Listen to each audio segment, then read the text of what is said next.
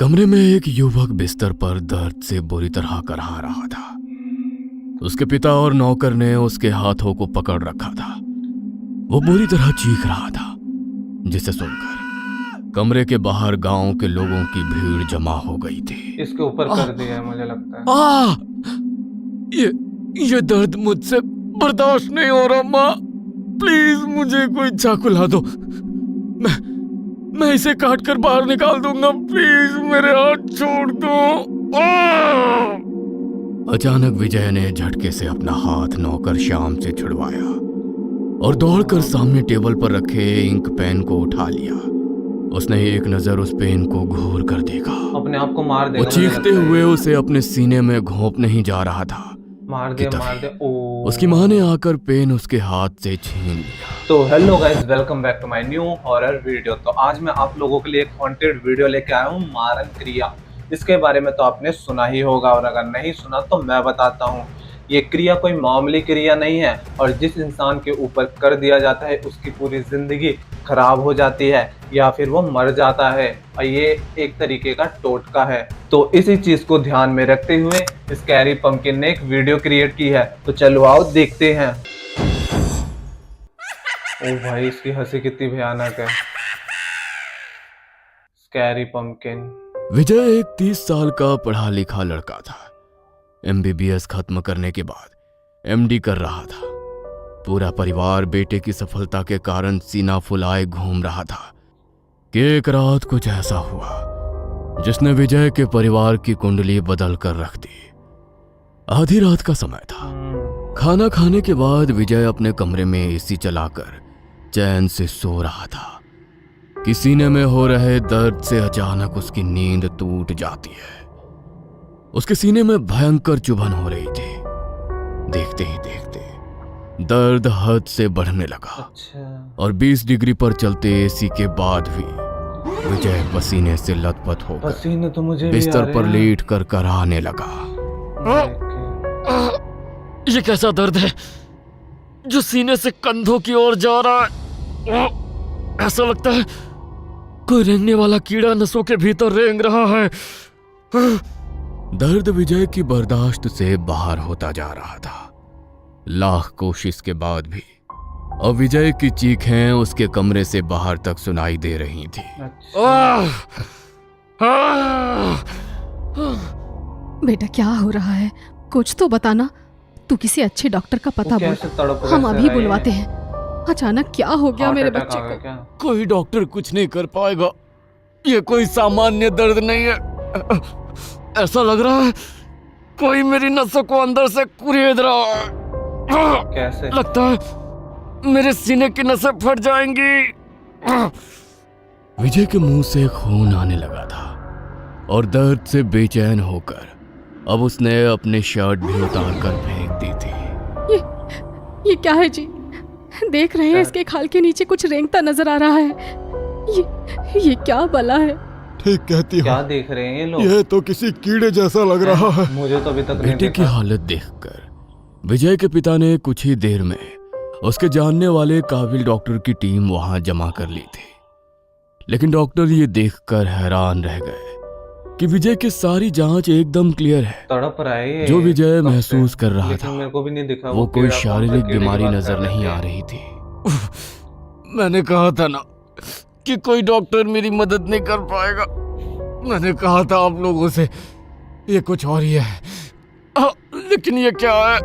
मैं खुद ही इसी सवाल का जवाब ढूंढ रहा हूँ। इतना कहकर विजय दर्द से तड़प उठा। तभी कुछ ऐसा हुआ जिसके कारण वहां खड़े सभी डॉक्टरों और उसके परिवार की आंखें फटी रह गईं। विजय के सीने की त्वचा के नीचे कुछ लंबा और काला सा आकार तेजी से रेंगता दिखाई दिया।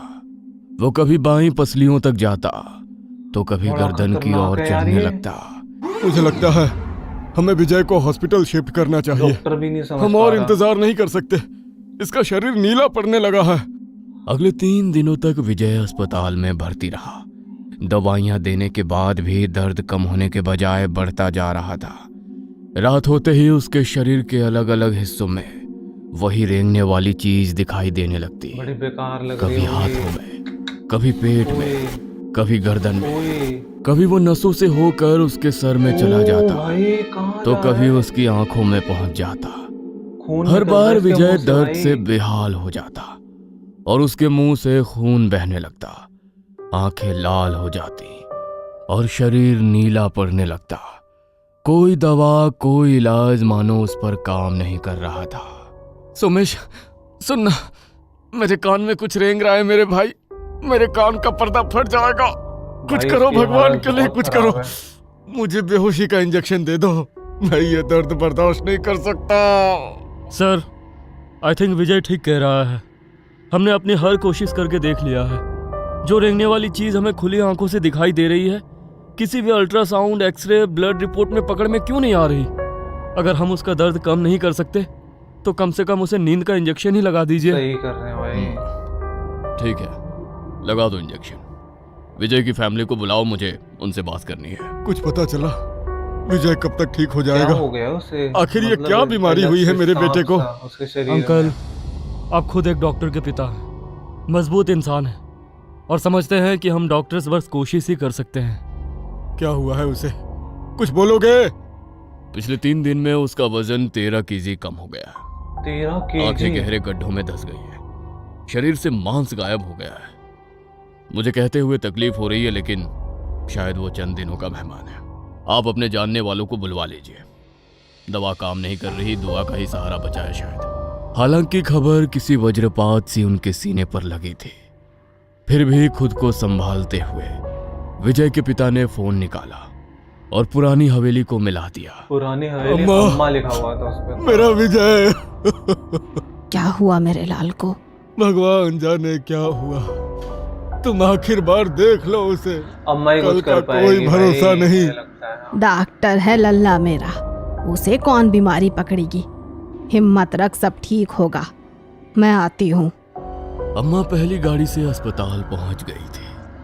सामने बिस्तर पर जो लेटा ओ था, भाई, इसकी उसकी हालत हालत कैसी हो देख रखी कोई है? नहीं कह सकता था ये वही विजय है मतलब पूरा जो ढांचा 3 दिन दिख रहा पहले है भाई तक उसका, अस्पताल में खून बैठा सूख मरीज गया है। देख रहा था। 13 केजी जल घट गया गया शरीर। भाई ये बंदा। बेजान आंखें। दादी ने विजय को एक नजर देखा और उनके माथे पर बल पड़ गए। समझ गए। वो लड़खड़ाती कमरे से बाहर आई और अपने बेटे के सामने जा खड़ी हुई। ये बीमारी नहीं है, इस पर मारण टोटका किया गया है। आप ये कैसी बातें कर रही हैं? आज के जमाने में ये कैसे हो सकता है? बरसों पहले अपनी आंखों से ये सब होते देखा है मैंने। उसके शरीर में भी ऐसे ही कुछ रेंगता था। बाद में पता चला कि किसी ने उसकी जान लेने के लिए तांत्रिक क्रिया करवाई थी। अगर अभी भी मेरी बात पर यकीन नहीं है तो यहाँ से सीधा घर चलो, तुम्हें खुद यकीन हो जाएगा।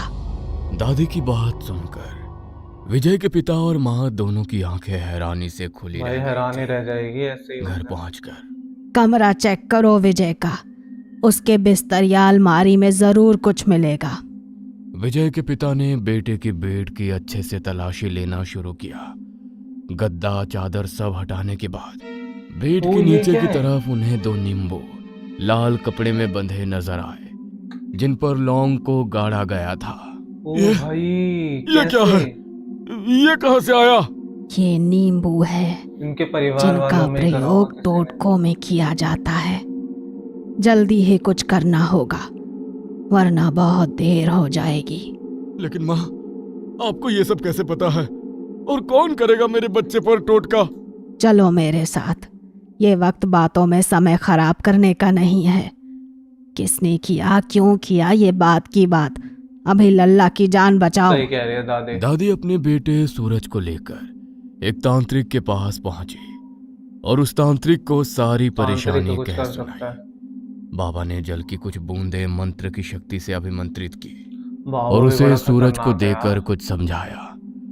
सूरज आनन फानन में उस जल को लेकर अस्पताल पहुंचा। विजय को होश आ गया था और वो बेड पर लेटा बुरी तरह से करा रहा था। सूरज ने उस जल को विजय के शरीर पर छिड़क दिया। जल की बूंदें गिरते ही विजय अचानक दर्द से चीख उठा।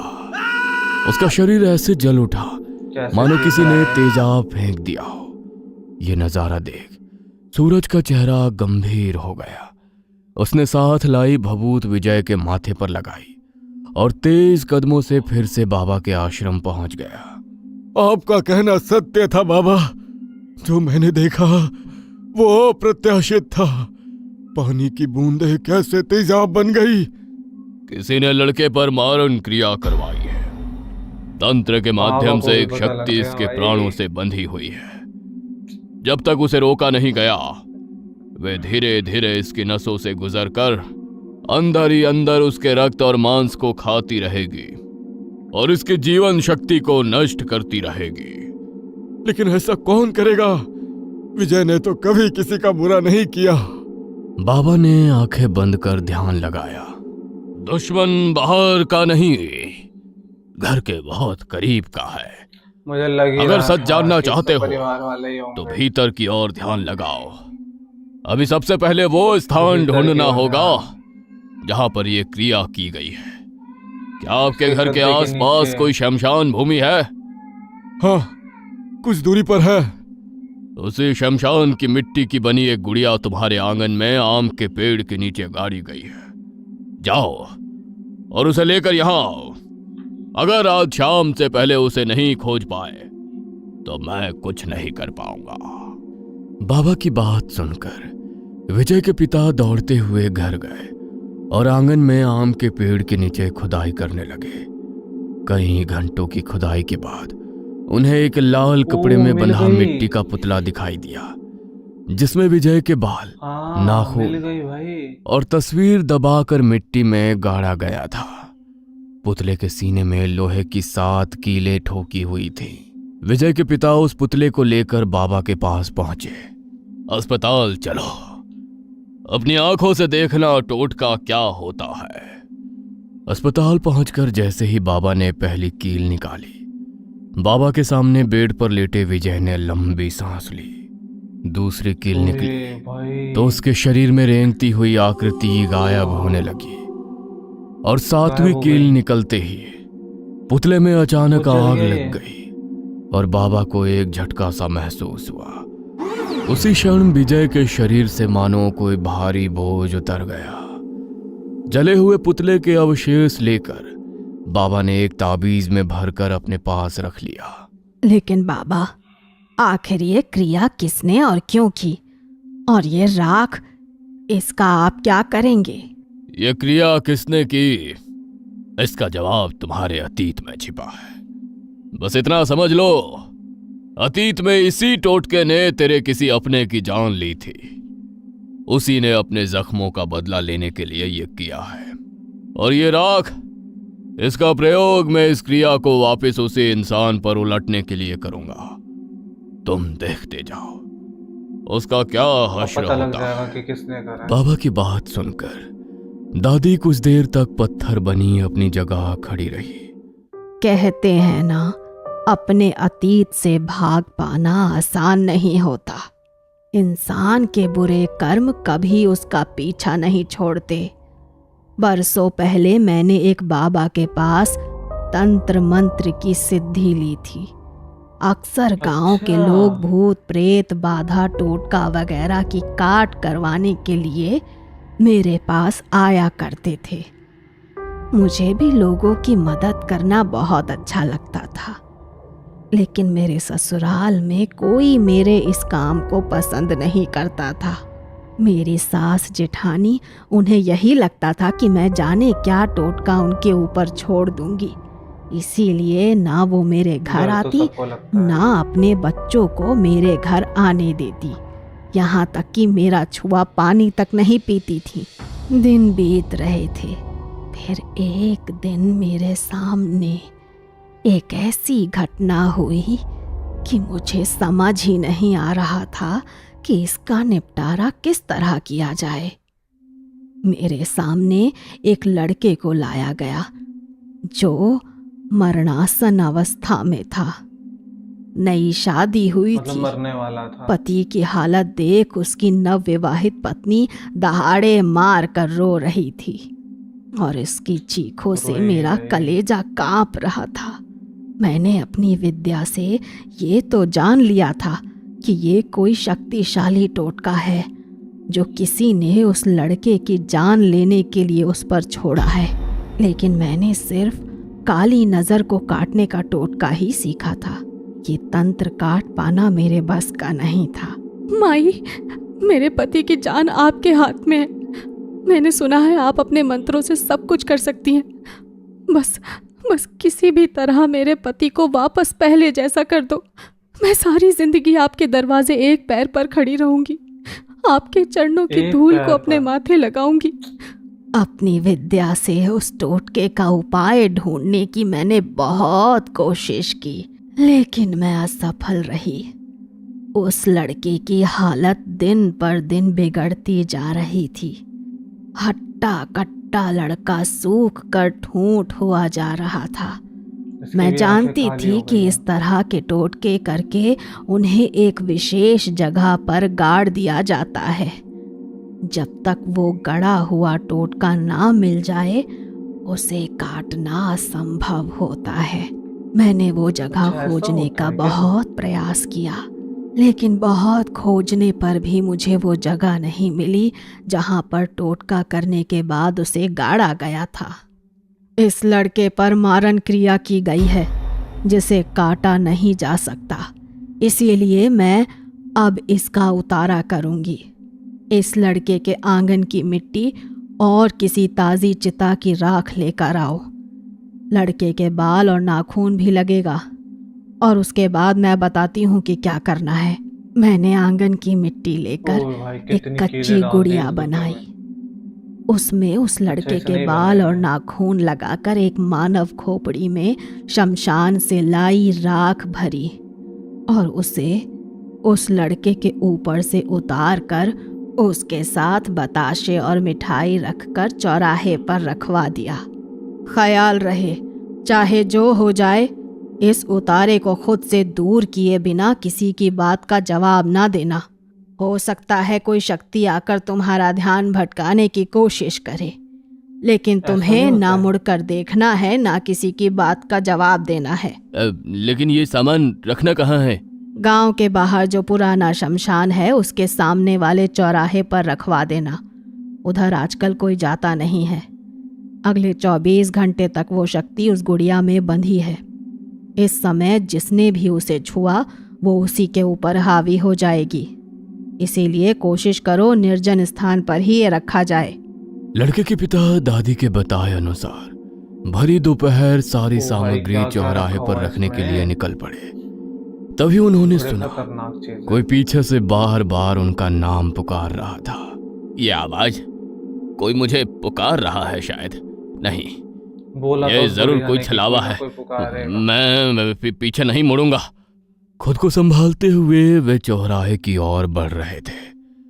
अभी वो कुछ ही दूर पहुंचे थे कि उनके पूरे शरीर में भयंकर दर्द होने लगा। गला ऐसे सूख गया कि ऐसा लगता था प्यास से प्राण निकल जाएंगे।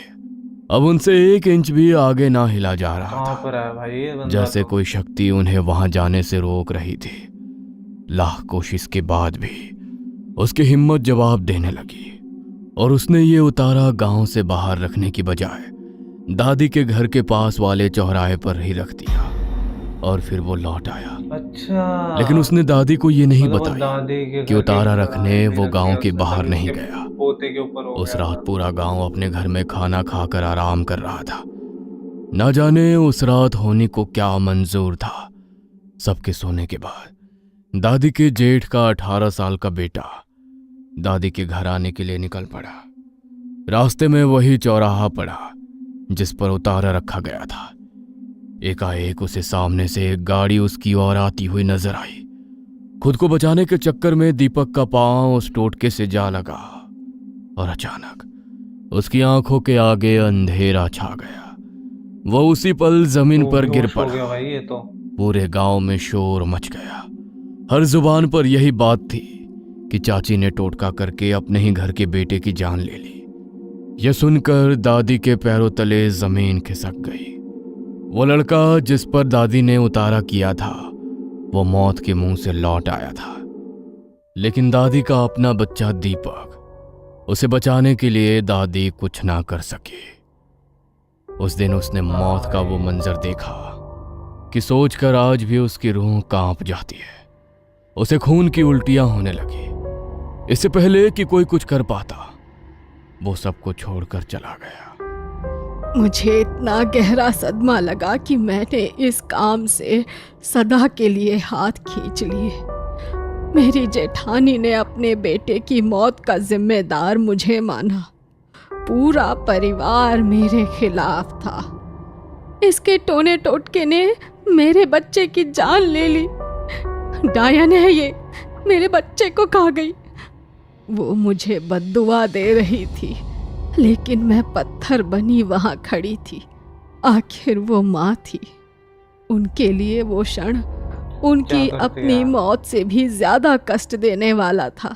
इसका इस भी दुख है कलंक भाई। से अपने आप को दूर करने के लिए ही हम यहाँ दूसरे कस्बे में आकर रहने लगे। मैं तो वक्त के साथ सब भूल गई, लेकिन शायद वो कभी नहीं भूली। बरसों बीत गए, उम्र गुजर गई, लेकिन उनके बेटे की मौत का जख्म शायद कभी भरा ही नहीं। और इसीलिए अपने जवान बेटे की मौत का बदला लेने के लिए उन्होंने ये सब किया। वो मुझे भी वही तकलीफ देना चाहती है जो उन्होंने सही। तो चिंता मत कर, अब मैं ये मरण तंत्र उसी पर उल्टा कर दूंगा जिसने विजय पर यह टोटका किया था। ऐसी मौत होगी उसकी कि 7 पुश्तें किसी पर तंत्र कराने से पहले सोचेंगी। नहीं, उन्होंने अपने बेटे की मौत का पहाड़ जैसा दुख देखा है। मुझे उनसे कोई शिकायत नहीं। कुछ ये तो दिन बड़ी पहले ही दयालु है, पता बुढ़िया। चला था उनका अंतिम समय नजदीक है। शायद मरने से पहले वो अपना बदला लेना चाहती थी ताकि सुकून से मर सके। जाने दीजिए बाबा, मेरा बच्चा ठीक हो गया। मुझे और कुछ नहीं चाहिए। कुछ महीनों बाद विजय पूरी तरह स्वस्थ हो गया था।